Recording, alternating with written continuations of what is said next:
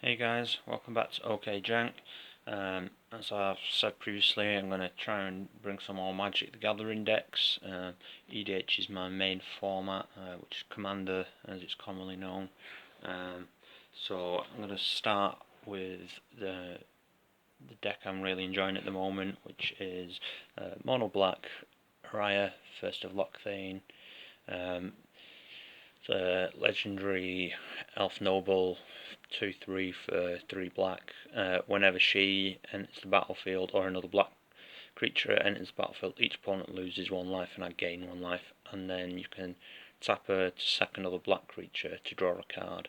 So we're going to focus on pinging my opponents down by getting black creatures to enter my battlefield, and then she's just there for a little bit of extra benefit of sacking them and drawing them. So the way I've built this deck is about zombies, because you can get lots of zombie tokens for quite cheap.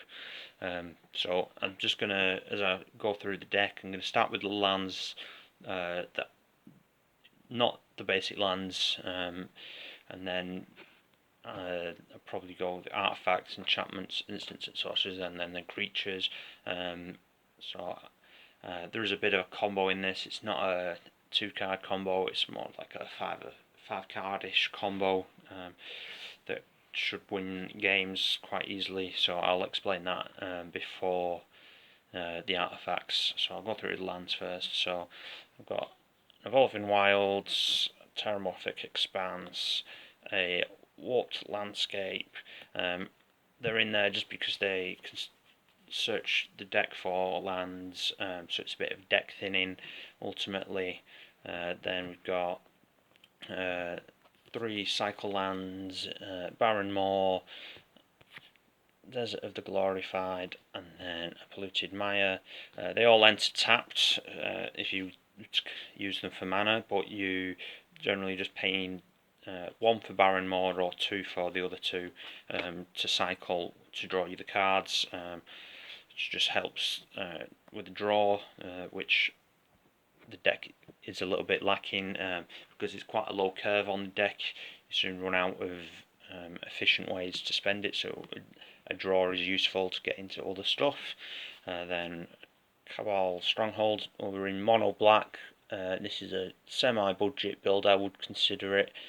So this is a good card just to help ramp you again. There's a couple of X-Spell board wipe type cards.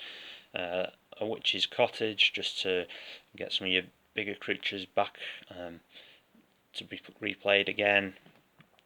Then we've got a Mystifying Maze and a Labyrinth of Scoffos. Both just give you some protection from your opponent's big dudes when they're swinging in at you by removing them from combat.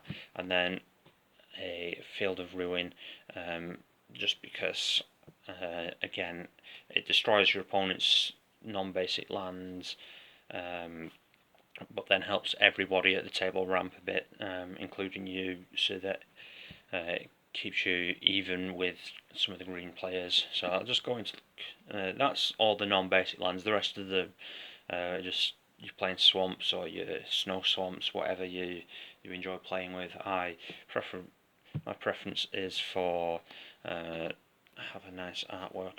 One that I like to go for in this deck is this one. I think it's quite relevant. It's just a graveyard, so that's the swamps that I'm using in the deck for the rest of the basic lands. So the combo revolves around Grey Merchant of Asphodel and Bolas's Citadel. It's quite a popular combo, I believe. So Bolas's Citadel is an artifact, a legendary artifact for 6, and you look at top card of your library at any time, and you may play that card from your library. But if you cast the spell from the top of your library, you pay life equal to its converted mana cost rather than paying with any mana, and then you can tap it, sacrifice 10 non-land permanents, and each opponent loses 10 life. That tap and sack it can be useful. You're not really going to be, by the time your opponent's down at 10 life, you're not going to. A lot of people will have either removed you from the game or will be controlling the board, so you don't have enough stuff to sack, but it's the main look at and cast from the top that is important for the combo. And then Grey Merchant of Asphodel, if you don't know, is a zombie, so it's in keeping with the theme. It's 2/4 for 5, and then when it enters the battlefield, each opponent loses X life, where X is your devotion to black, and you gain life equal to the life lost this way. So with Bolas's Citadel out, you're spending 5 to cast it from the top of your deck, and then each opponent's losing 5 and you're gaining 5. So then all you need is a sack outlet, which is a 1-drop that I'm showcasing. There are obviously like my commander, and there's a couple of other sack outlets in the or sack cards that allow you to sack. It's not so much an outlet. They're not all permanent, but that just lets you sack Grey Merchant of Asphodel, which then with mortuary on the battlefield puts Grey Merchant back on top to then be cast again with Bolas's Citadel to then increase the life your opponents are losing, because you'll have a total of 7 black in your devotion when the combo's all together, and because you're not tapping Carrion Feeder to sack it and there's no mana cost involved, it's just a free sack. You can just repeat it and kill your opponents off that way. So another card I have in, just because there's quite a low curve, and if you do get the combo, is Aether Flux Reservoir. Just ensures that you're keeping your life high to keep paying for the Bolas's Citadel, and then if your opponent can't lose life, for example, on a turn, if they're playing white and it prevents life loss for a turn or two, Aether Flux is there just so that when that affects one, you can pay 50 and kill them from the game. So it's just in there. That's the combo that I'm running. I've seen it once in about 12 games I've played with this, and I was really just getting really good draws all day, all that game. So next I'll just go through some of the artifacts. So there's just a little bit of ramp. Altar of Pantheon, just keeping in with the devotion. So if you do get that combo off, your devotion's increased by 1. You can tap it for any colour. You're not going to gain the life off this all that often. You might if you have a legend enchantment out. I believe there's 1 or 2 in the deck, but we'll see in a second. And there's just Corrupted Graphstone. Again, the artwork is just why I've chosen this over other ones. And then it's got a bit of theme for your graveyard as well. So you can use other ones. There are much better ones, but to keep it fairly budget and kind of thematic, that's what I've gone for. Then I've gone for a Firemind Vessel. Adds 2 mana of different colours. So obviously you can't choose black for both, but you can choose black and blue, for example, just to pay for some colourless or into your X spells. Then I've gone for Heraldic Banner. Choosing black, obviously. All your creatures get pumped, and it adds a mana of the chosen colour, so it's nice for 3. It's a nice little anthem. Then, not really ramp, but kind of is 1/2's Monument. Black creature spells you cast cost 1 colourless less to cast, and then whenever you cast a creature spell, each opponent loses 1 life, and you gain 1 life. So you just add into the ping effect of your command that your commander has anyway, and then an Icon of Ancestry bumps your creatures up again, and then allows you to do a bit of a top of the deck check just to pull out a zombie, because you will be naming zombies with this in this build. So that's the artifacts. Then enchantments. An Omen of the Dead. It's a nice cheap one that flashes in anytime. Returns a creature from your graveyard to your hand, so you can recast it again. You want to be targeting Gary with this, or some of the other ones, the bigger creatures that you get to later on. And then you can scry 2, which can be useful when you want to draw with your commander. You want to make sure you're getting a decent draw. Then there's Dreadhorde Invasion. At the beginning of your upkeep, you lose 1 life, but you amass 1. And you mass zombie.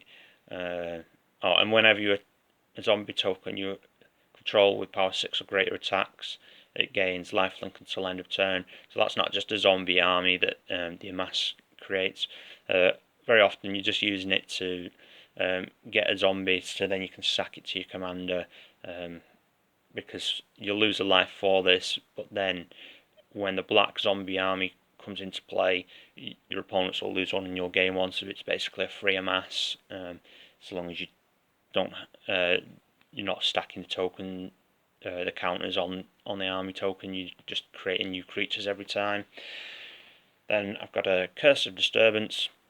You want to keep this until you know kind of who's in the lead. Give it to a guy that's in the lead, so that everyone attacks him, and then you get a zombie token, they get a zombie token, and you can deal with those zombie tokens easily enough if they decide to swing at you later on, once the guy that's in the lead and clearly going to be winning has been taken out of the game. So it's just nice, continuous zombies on the field, and it does specify black, so it does zombie tokens, so it does trigger your commander. And then Underworld Dreams, whenever an opponent draws a card, Underworld Dreams deals 1 damage to that player, so just a bit more of the ping, guaranteed on your opponent's turn, so you're always going to get at least 1 damage in if they don't remove it on your turn.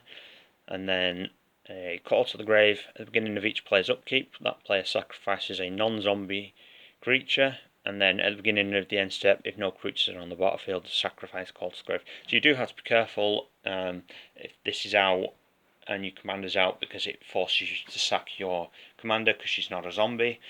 But it is a nice way of just controlling your opponent's board if you're not against a zombie build. Then an Eldest Reborn. Each opponent sacrifices a creature or planeswalker, which is nice control. Each opponent discards a card, another form of control, and then put target creature or planeswalker card from a graveyard onto the battlefield under your control. So again, you can use it to target Gary, or if your opponent has something even nicer, then you go for their stuff. And then Grave Betrayal. You're playing black, so there's quite a lot of removal. So whenever a creature you don't control dies, return it to the battlefield under your control, with an additional +1/+1 counter on it at the beginning of the next end step. That creature is a black zombie in addition to its other colours and types. So with all the ward wipes going on that you'll be throwing around, you're going to create a lot of black zombies stolen from your opponent's side of the field. So that's really going to keep your commander pinging your opponents when they enter the battlefield, because you do want to try and keep your commander out on the battlefield as often as you can, even if it means recasting her, getting around the command attacks. So there's quite a low curve on the deck, so if you can pay for the command attacks and still do your players per turn, you want to be doing that. So then go into the instants and sorceries. I've got a Mausoleum Secrets. Undergrowth, search your library for a black card with converted mana cost less than or equal to the number of creature cards in your graveyard. Reveal it, put it into your hand, and then you shuffle your library. So it's a tutor, but it's restricted because it's undergrowth, but you are running a fair number of creatures, so you should be able to find most things that you want. Solar Survival, return target creature card from your graveyard to your hand, and splice onto Arcane isn't relevant, it's just returning to your hand from the graveyard at instant speed. So if your opponent was to exile your graveyard, you can get something back to hand. Then Dark Dabbling, regenerate target creature and draw a card. This has saved me so many times because you'll have Spell Mastery, all your creatures can block, and then you regenerated all of them if there are 2 or more instants or sorcery cards in your graveyard, which is really easy to do because there is a little bit of draw power, but there's quite a few instants and sorceries that you'll often find early on in the game to cast, such as Costly Plunder. There's additional costs. Sacrifice an artifact or a creature and you draw 2 instant speed. Then Victim of Night, which is spot removal, destroy target non-vampire, non-werewolf, non-zombie creature. Problem with a lot of the black removal I've found, to keep it fairly budget, is it specifies non-black, but that doesn't work if your opponent's playing black.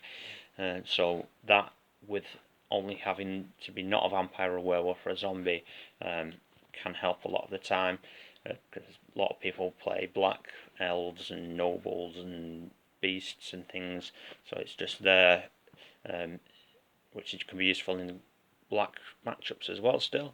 Then cast down, destroy target non-legendary creature. So obviously it won't work on your opponent's commander, but is useful against other combo pieces. Then there's Eat to Extinction, exile target creature or planeswalker. Then you can look at the top card of your library and you may put it into your graveyard. If there's something you don't like the look of on the top of your library, then you can put it in your graveyard. A little bit of deck thinning there by choice, but it's the exile that's really important there. Then there's a Cruel Revival, destroy target non-zombie creature, it can't be regenerated, and then return up to 1 target zombie creature card from your graveyard to your hand. So again, it's a spot removal in most matchups that aren't black, and allows you to just get Gary or one of your other things back to hand from your graveyard. Then Force of Despair, if it's not your turn, you can exile a black card from your hand rather than pay its its mana cost. Destroy all creatures that enter the battlefield this turn. So if your opponent's had a big turn where they've made lots of tokens or they've managed to cast a lot of things, you can just do this and it will destroy them at instant speed, which I think is really good, especially with the alternate cost. Then there's Thraska's Libation.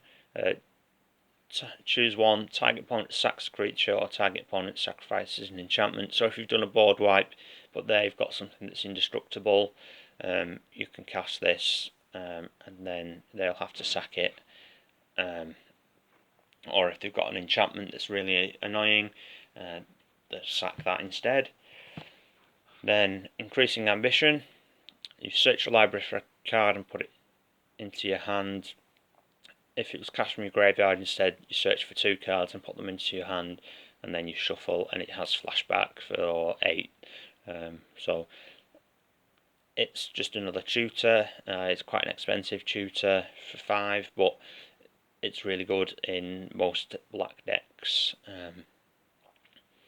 because you'll mill or you'll draw and you can cast it and then you can recast it and pull out your combo pieces. This is one of the reasons I've managed to see my combo piece. I drew into this quite late on and I was able to do both this and the flashback in the same turn to pull out the 2 pieces that were missing from my hand or the field, and managed to just get the combo off. Then there's Forever Young. Put any number of target creature cards from your graveyard on top of your library. So if you've got your combo and you just need Gary on top of your library, you can stack Gary and something else, then you can draw the other thing and then start casting Gary off the top of your library. So it's really good, just to fill your deck as well. Value for your commander if you've got a lot of mana and you can start casting them every turn. Foreboding Fruit, target player draws 2 cards and loses 2 life, and then if at least 3 black mana was spent to cast it, you create a food token, which is just 2 and tap to sack it, and then you gain 3 life. So you're going to get the food token and you can just keep it on the field for a time when you need 3 life for something. And then a Live Fast, draw 2, lose 2 and get 2 energy. The energy was part of, I was going to put in Gonti's Aether Heart, I think it's called, which is an enchantment where you pay energy and get more. So this could be replaced by any other draw spell in black, basically. It doesn't really matter. It's just a leftover in the deck from when I was considering putting that in. Then onto some removal again is Flaying Tendrils.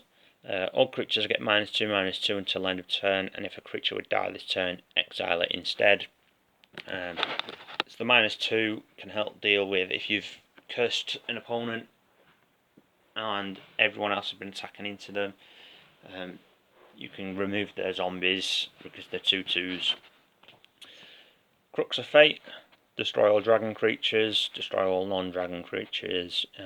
For 5, it's a board wipe that you'll use often when you're behind in the game and you don't have much of a board state. You just unless you're against a dragon tribal, destroy all non-dragon creatures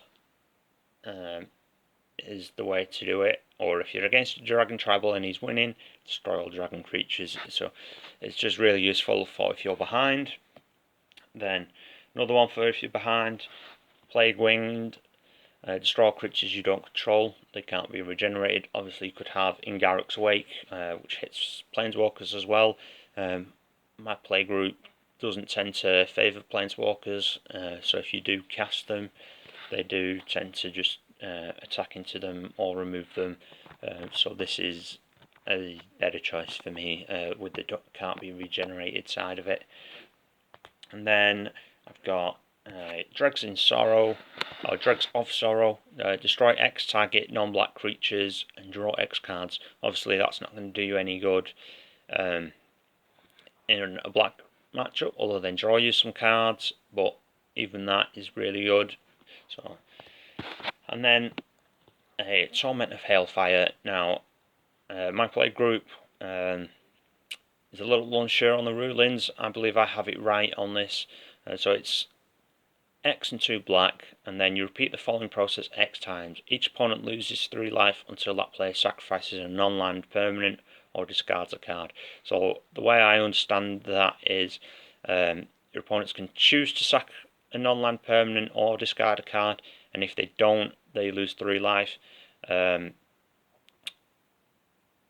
Or you can choose to pay the life instead of doing that, I should say. My play group has a bit of a dispute about this, depending who you're speaking to, where they're saying you have to sack or discard before you lose life. I believe the rulings have been updated to be that you can choose just to pay the life instead and retain your board in your hand. So if you know, or if you're unsure, or if your playgroup plays by certain rules, leave a comment. It'd be appreciated. But that's all the instants and sorceries. So now we'll get onto the creatures. So creatures. Aztec Reaver is a 1 and a black for a 1/2, but when he enters, he amasses. So it's with your commander out, he's a 2 for 1. Gets you a zombie army if you don't already have one on the field, which is another body, and because it specifies it's a black zombie army, it triggers your commander again, so 2 for 1.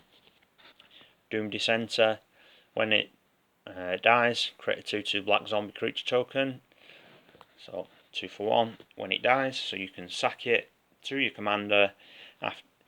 And then it will trigger your commander again, so extra benefit. Another 2 for 1, Discordant Piper. When Discordant Piper dies, create a 0/1 white goat creature token. It's not a 2 for 1 on the trigger, but it allows you to sack again to your commander, so you can block with this. It will die, you'll get the goat, and then you'll sack the goat to your commander rather than sacking this to your commander, which you might do with the others, with the Doom Dissenter, or with the next one, which is Sultai Emissary. Yeah, when Sultai Emissary dies, manifest the top card of your library. It's 2 for 1 in the same way as the Piper.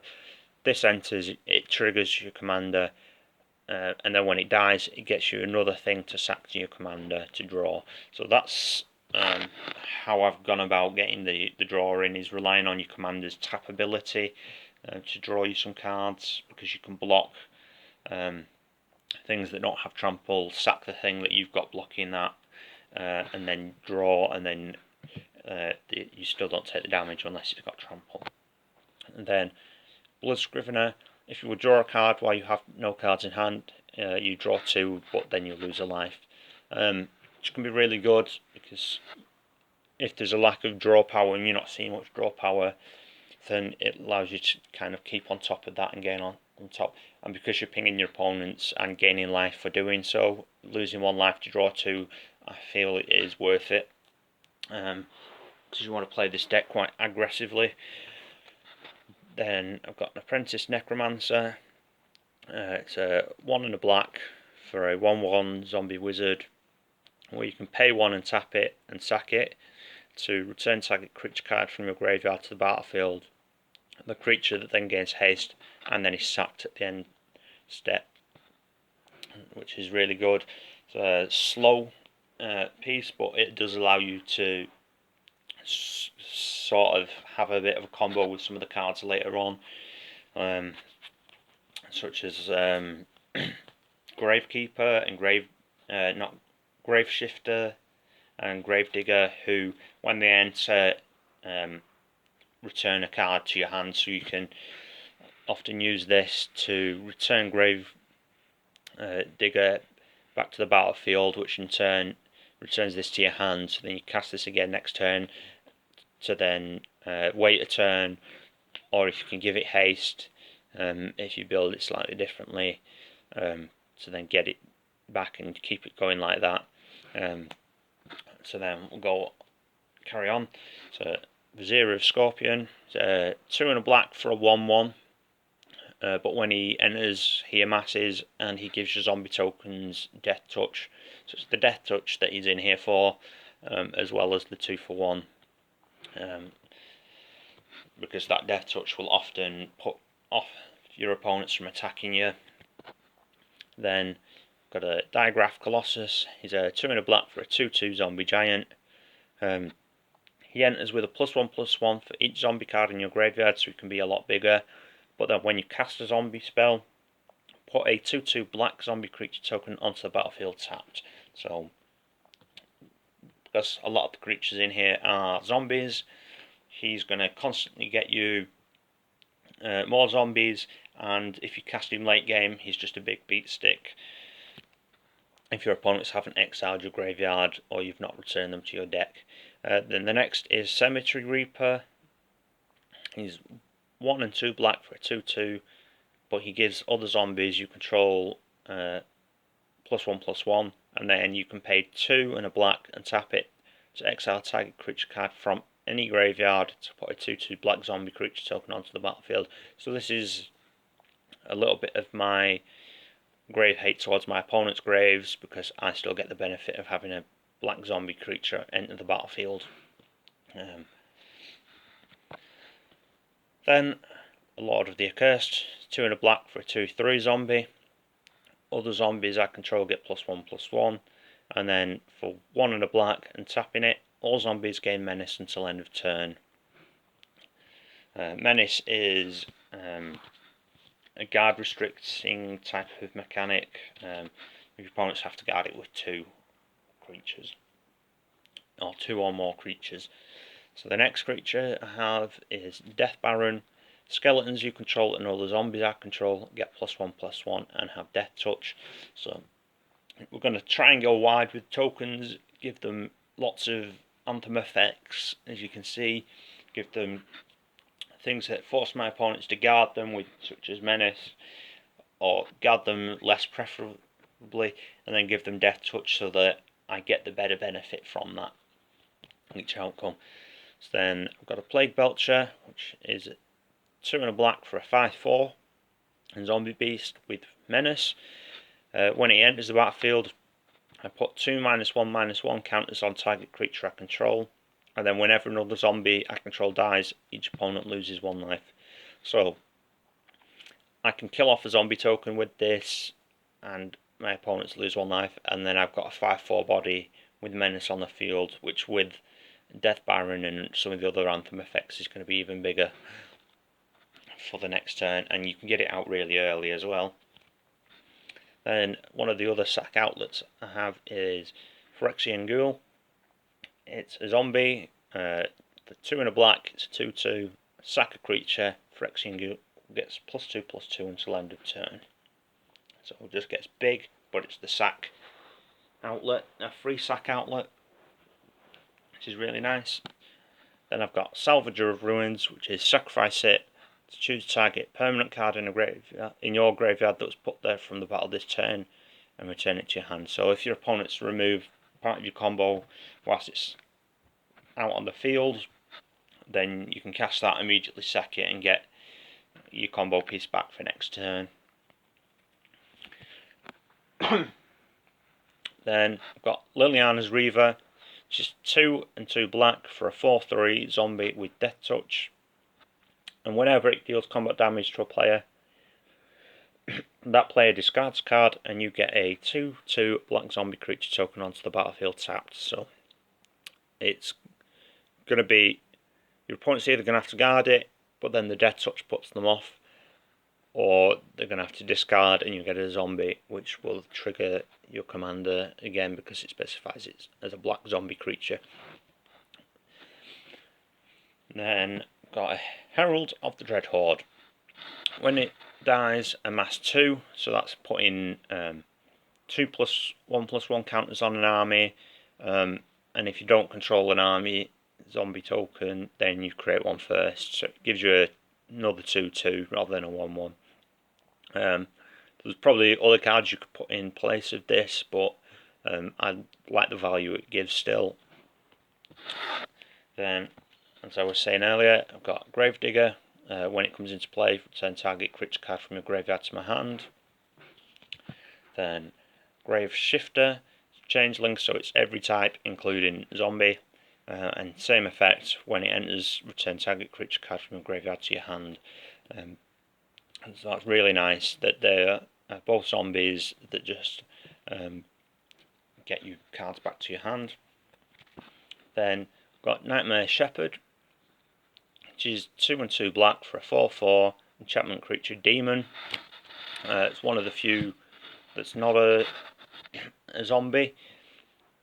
It's flying, and whenever another non-token creature you control dies, you may exile it.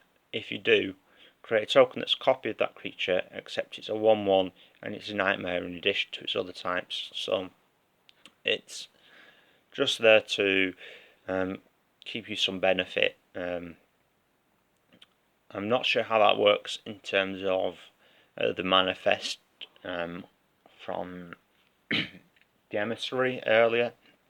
This is one of the more recent additions I've added into the deck, just to give it a go and see how it works. So I'll see how it goes. It feels like it should work. And then I've got Dread Presence, which is 3 and a black for a 3/3 nightmare. Again, one of the others that's not a zombie. Whenever a swamp enters the battlefield under your control, I can either draw a card and lose a life, or deal 2 damage to any target and I gain 2 life. So this is a way of gaining life and pinging my opponents again, or drawing me more cards, just for playing my land for turn, which I really like. And it works really well with this, which is Epicure of Blood, which is whenever I gain life, each opponent loses 1 life. So if I play a swamp with Dread Presence out and this out, I can do 2 to my opponent, to an opponent. I gain 2, and then this will deal it some more damage. My opponent's some more damage as well. And I've got Sir Conrad the Grim, just because with my combo, returning with the mortuary, it puts it from the grave back on top. It leaves the graveyard, triggers Sir Conrad to deal my opponents 1 damage each. But then I can also just mill my opponents out slowly if I need to. And when another creature dies, so with all the board wipes as well, pinging my opponents down even further. This could be the commander, however I don't feel it's beneficial to have him as a commander, because he's costs 5 mana to get out, and you want the benefit early with the kind of the low curve of the deck. Then got Massacre Girl, again one of the others that's not a zombie. I think the higher end there's less zombies, because it's more of the utility side of it. So Massacre Girl is basically just a board wipe in this deck, because especially you cast her if there's no 1/1s, but you've got a 2/2 zombie, then you can just sack that zombie to your commander and it'll keep it going there. People usually have 3 drops for 3 toughness, 4 toughness, 5 toughness upwards. I've got it up to 12 toughness, and each death that it sees triggers it again. So if 5 2-drops die, it's 5 triggers for the next lots, I believe. Again, there's a couple of odd rulings to just confirm with your play groups beforehand, but it's a board wipe in itself with menace. Then Gem Palm Polluter, I think might be the most expensive of all the zombies in the deck in terms of its mana cost. It's a 6-drop, has cycling, so it draws you a card. It's a 4/3, but it's the cycling that it's in here for, so you cycle it for 2 to draw a card, and then when you do, you may have target player lose 1 life for each zombie in play. So if you've cursed an opponent, your other opponents have attacked him, they'll have a lot of zombies, you've not board wiped, you cycle this, and then you kill someone basically, pretty much at that point. So it's just in there for that. You're never going to cast him as a creature. It's there for the draw and there for the damage. Noxious Gearhulk is the next creature.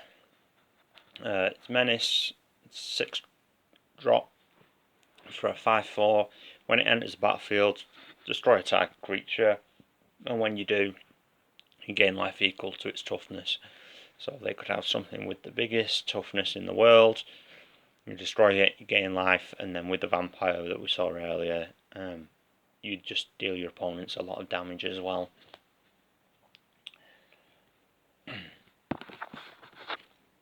Then we've got Tetsimok, Primal Death. One I wanted to build around originally, however he's really awkward because you have his primary abilities from the hand. So he's 4/2 black for a 6/6 Elder Dinosaur with Death Touch. But then for a black and you're revealing it from your hand, put a prey counter on target creature, and you can activate it only during your turn. And then when Tetsimok enters the battlefield, you destroy each creature your opponent's control with a prey counter on it. So it's a bit of a board wipe in itself. But if you need to cast him as a creature before you've used the prey counter, he's still quite a big body with Death Touch, but often you'll want to build it up and do it on your opponent's board as they're building it up every turn. He's just a good mana sink for the extra mana if he's in hand. But often if your opponent's going to force you to discard something once you've revealed it and you put a few prey counters on, you don't want to wait too long to do that. And then the next final two creatures are Overseer of the Damned, which is 5/2 black for a 5/5 demon with flying. When it enters the battlefield, you may destroy target creature. And then whenever a non-token creature an opponent controls dies, you create a tapped 2/2 black zombie creature token. So this is why we're building lots of spot removal, lots of board wipes, and encouraging my opponents to attack into each other so that lots of things die and then I get the benefit. And then the final card is Deathbringer Regent. It's 5/2 black for a 5/6 flying dragon, but when it enters the battlefield, if you cast it from hand and there are 5 or more other creatures on the battlefield, it destroys all other creatures, so it leaves you with a 5/6 flyer, which is really really good in terms of board wipes if you have things left on the field. And then obviously we need some tokens. So you need a food token, you need some zombie army tokens, and then you need some zombie tokens, and you need enough to give to your opponents potentially. 6 of these to go to my opponents, and then my 2 favourite artwork ones. Although I do like the Timber Screaming Zombie mask type ones. And then a card I was considering putting in to somewhere is Aid the Fallen. Just because you can return target Planeswalker card from a graveyard to my hand, but I'm not playing any Planeswalkers unfortunately. I was going to run a couple like the Liliana that just ticks up to create zombies, but as I say, my play group tends to target Planeswalkers, and then the other mode is just return target creature, but it's a sorcery speed, so I haven't included it in the build yet. But that's my build for Ayara, First of Lochthane. Hopefully you guys have enjoyed, and you'd like to see some more. If you would, or if you have any deck ideas that you'd like to see me build for this or Vanguard, or I'm trying to stay out of Buddy Fight at the moment. It's a little bit of an odd spot in that game for me at the moment. So any ideas for Magic or card fight decks that you'd like me to see, like me to do for you guys to see, let me know. Leave a comment, like, and subscribe, and I'll catch you next time. Bye.